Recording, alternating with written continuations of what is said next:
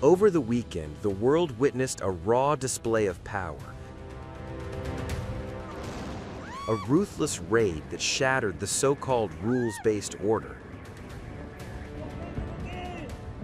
What unfolded in Caracas revived the darkest chapters of modern history, echoing past U.S. interventions from Panama to Iraq. The world's most powerful military descended on a sovereign nation's seat of power, seized its sitting president and his wife, and vanished without a trace, only to reappear on American soil. An operation that once again exposed the gap between Washington's lofty claims of defending democracy and the reality of force-driven intervention. As unbelievable as it sounds, it happened.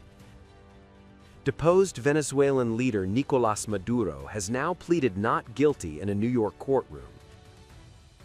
With Maduro in U.S. custody, a crucial question remains: what evidence will the Trump administration present? And perhaps the most critical question of all, is there an eyewitness who can back Washington's case? Okay, thank you very much. This is big stuff. There may be, and that person could become Donald Trump's most powerful witness yet.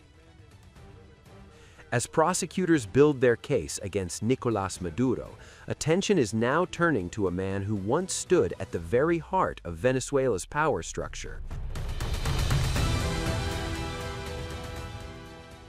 Hugo Armando Carvajal Barrios, better known as El Pollo, is a former head of Venezuela's military intelligence under President Hugo Chavez. Today, he is in U.S. custody, awaiting sentencing after pleading guilty to charges of narco-terrorism, narcotics trafficking, and weapons offenses. Carvajal is now believed to be cooperating with U.S. authorities. In a letter sent last year to Donald Trump and the people of the United States, Carvajal said he hoped to atone by providing information that could help Washington counter what he described as threats from Venezuela's leadership. In that letter, Carvajal alleged that Venezuela's government evolved into a criminal enterprise during the Chavez era. He claimed senior officials, alongside the Venezuelan military, operated what is known as the Cartel of the Suns, which is an alleged narco-trafficking network designed to harm the United States. Carvajal further alleged that the cartel worked in coordination with Colombian guerrilla groups, including the FARC and the ELN, as well as Cuban intelligence operatives and members of Hezbollah. According to Carvajal, these alliances helped consolidate cocaine trafficking routes into the United States and financed political and intelligence operations inside and outside Venezuela. The former intelligence chief has publicly accused Maduro's government of functioning as a narco-terrorist organization. Carvajal claims he personally witnessed high-ranking officials coordinating drug trafficking while he led military counterintelligence. Carvajal turned against Maduro in 2019, backing a failed opposition-led uprising spearheaded by Juan Guaidó. Guaidó is a leader recognized at the time by the Trump administration as Venezuela's legitimate president. Despite his break with Maduro, Carvajal was already under U.S. investigation. In 2020, the U.S. Justice Department unsealed indictments against Carvajal, Maduro, and other top Venezuelan officials, accusing them of running the Cartel of the Suns and engaging in narco-terrorism. U.S. prosecutors allege that from 1999 through 2020, Maduro, Carvajal, and senior officials conspired with Colombia's former rebel group, the FARC, to traffic cocaine into the United States. Carvajal was extradited from Spain to the U.S. in 2023.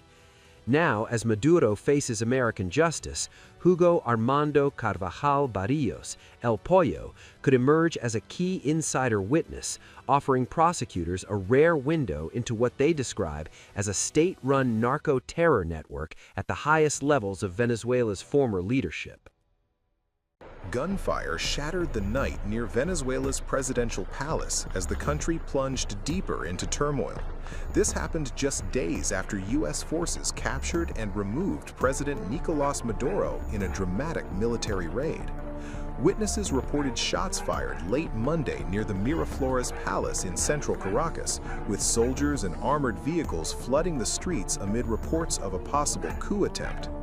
The Venezuelan government has now confirmed that police fired warning shots near the presidential Miraflores Palace to deter unidentified drones flying over the area without authorization. No reference was made to the claims of the coup bid. A spokesperson from the communication ministry told journalists that the incident unfolded in downtown Caracas after drones entered restricted airspace. According to the ministry, police opened fire strictly as a deterrent measure. Authorities did not identify who was operating the drones or specify the type of drones involved. Residents living near the palace said the incident lasted about a minute and was less intense than the pre-dawn assault on Saturday that led to Maduro's downfall. One local resident said the first instinct was to look for aircraft overhead, but instead only 2 red lights were visible in the sky. Videos circulating on social media showed heavily armed soldiers and armored vehicles positioned outside key government buildings, as reports also emerged of explosions and the activation of air defense systems. News agency AFP, citing sources inside Venezuela, said the situation was later brought under control, adding that security forces fired specifically in response to the unidentified drones over Miraflores.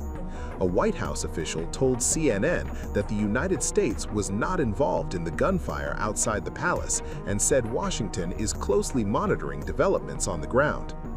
The unrest comes hours after Vice President Delcy Rodriguez was sworn in as Venezuela's interim president following Maduro's removal.